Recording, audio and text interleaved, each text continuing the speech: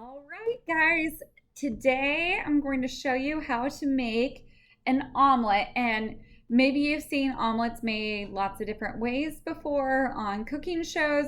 The recipe we're going to use shows you a really simple way to make an omelet and how to fold and get it out of the pan easily. So we're going to get started. So the first step is to heat our margarine or butter in a slope-sided skillet, and it says just hot enough to sizzle a drop of water. So that basically means when we drop a little bit of water in here, we want it to sizzle and steam out. So we don't want it too hot and we don't want it too cool because we want our egg mixture to set immediately. So I have my heat setting once again between medium and low heat. I've let the pan heat up first, and then I'm just going to take my butter and put it in the pan. And if you see that it bubbles and melts quickly, then you are on the right track here. All right. So my next step, I want to mix the eggs, water, and salt in a bowl. So I'm going to go ahead and crack my eggs in here. One.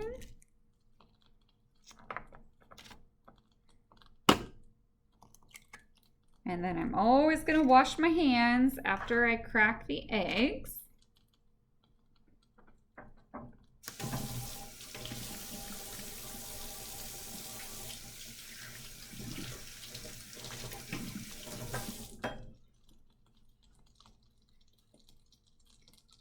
Okay, I'm going to turn my heat down so my butter doesn't cook out before I'm ready for it.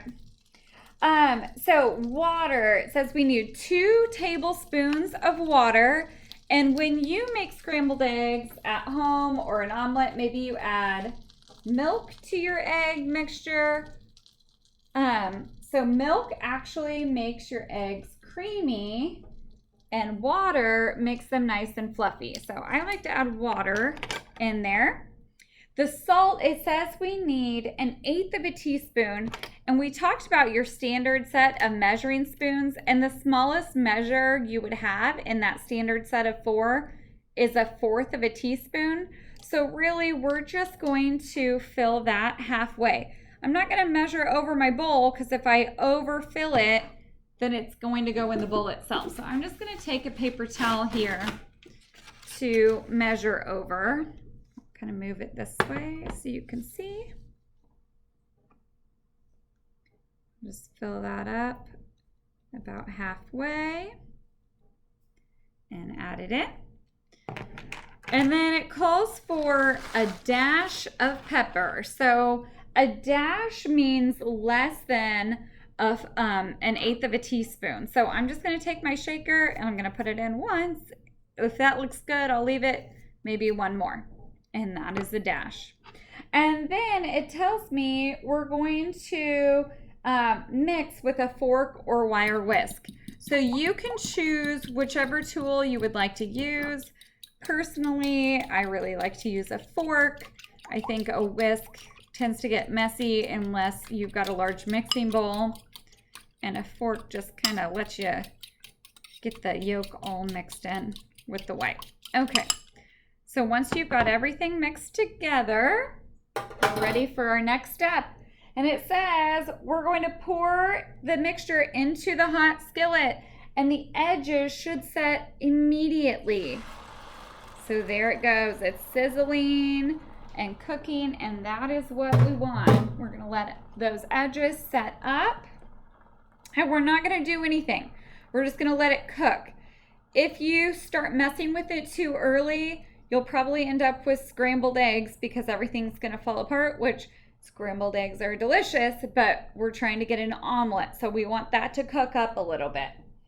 So after we get those cooked up, it says we're going to, with a turner, lift the cooked edges up and tilt the skillet to allow the uncooked egg to go underneath.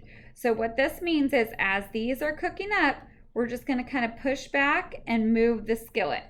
and I can see that I need to turn my heat up just a little bit. It's not cooking as quickly as I would like. I really want these edges to set a little bit more. So I'm going to turn the heat up. I am just going closer to medium heat. I'm not going past medium because remember, when we're dealing with a high protein ingredient like an egg, we don't want it to cook too quickly and then have hard or rubbery eggs. So as it's setting on the sides, I'm just going to keep tilting my pan, and all the runny egg from the top is going to be able to move around to the sides and cook up. If you kind of have things bubbling, that's okay. That might happen. Sometimes I kind of poke a little hole so it goes down and then the egg can cook there better.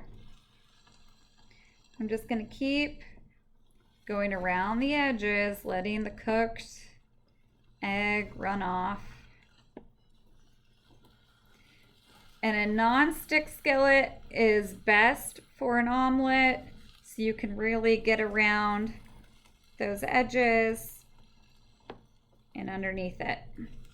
You don't want it sticking to your skillet. Like I have some stainless pans at home, not great for omelets. Otherwise, they just kind of stick to the bottom.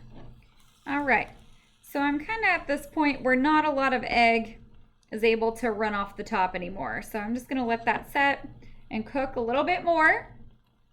And my next step says, well, the top is still moist, so we see there's still some runny part of the egg. It's not a lot enough to run off, but it's still a little bit moist there.